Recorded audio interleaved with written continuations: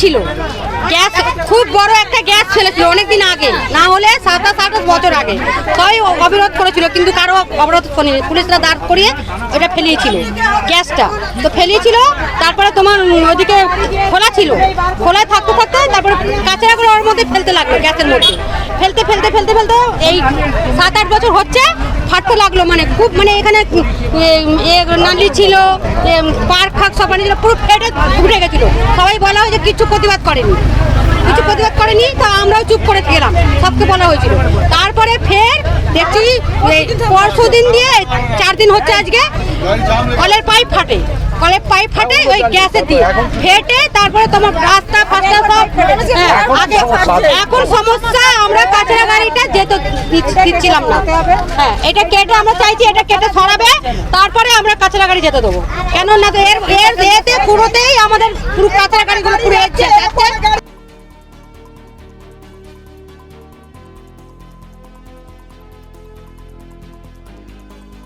প্রাকৃতিক দুর্যোগ যখন হয় তখন মানুষ দিকবিদিক জ্ঞানশূন্য হয়ে যায়, এবং এখানে প্রায় শতাধিক 100 বছর ধরে বসবাস করছেন এখানে, এ বিষয়ে কোনো সন্দেহ নেই। এর আগে 2009 সালে হাওড়া কর্পোরেশন তখন বিরোধী দলের হাতে ছিল, তখন তারা উচ্ছেদ করার পরিকল্পনা এসেছিল, আমি দাঁড়িয়ে থেকে আটকে ছিলাম, মনে আছে।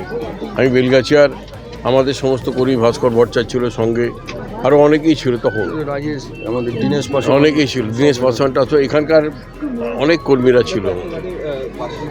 এবারে দুর্ঘটনা ঘটেছে, ভয়ঙ্কর দুর্ঘটনা। তা সুতরাং সেই সময় জলেরও সমস্যা হয়েছে। জলের সমস্যাগুলো একদিকে শিবপুর, মধ্য হাওড়া, শালকিয়া সমস্ত জায়গাতেই সমস্যা হয়েছে। সেই জায়গাগুলো দুটো জায়গা রেস্টোর হয়েছে আপাতত, মধ্য হাওড়া রেস্টোর হয়েছে, শিবপুরটা রেস্টোর হয়েছে, শালকিয়াটা এখনও ক্লিয়ার হয়নি। এখনও যুদ্ধকালীন পরিস্থিতিতে কেএমডিএ কাজ করছে, জলের পাইপলাইন জোড়ার চেষ্টা করছে, ওয়েল্ডিং করে জলের পাইপলাইন জোড়ার চেষ্টা করছে। এর মধ্যে বৃষ্টি হচ্ছে, প্রাকৃতিক দুর্যোগ চলছে, বাধা চলছে, কিন্তু বাধাকে বিঘ্নকে উপেক্ষা করে কাজ চলছে। মানুষের পাশে সরকার আছে, সরকার ছিল সব সময়। এর আগে মুখ্যমন্ত্রী মমতা বন্দ্যোপাধ্যায় বারবার খবর নিয়েছেন, এবং তিনি সব সময় মানুষের প্রতি সহানুভূতিশীল, গরিব মানুষের প্রতি বা বাংলার সমস্ত স্তরের মানুষের প্রতি সহানুভূতিশীল, এবং আগামী দিনেও সেই সহানুভূতি থাকবে। আমরা দেখছি কিভাবে কি করা যায়। আমি এক্ষুনি কোনো মন্তব্য করতে পারবো না, কিন্তু একটা কথা বলি, মানুষ এদের পাশে আছে, পরিকল্পনা চলছে, কর্পোরেশনও চিন্তাভাবনা করছে, এমএ ডিপার্টমেন্টও চিন্তাভাবনা করছে। তা সুতরাং কীভাবে এখান থেকে সলিড ওয়েস্ট ম্যানেজমেন্টের মাধ্যমে এই ভাগাড়কে ক্লিয়ার করা যায় এবং এই জমিটাকে ব্যবহার করা যায়, সেটা নিয়ে চিন্তাভাবনা চলছে।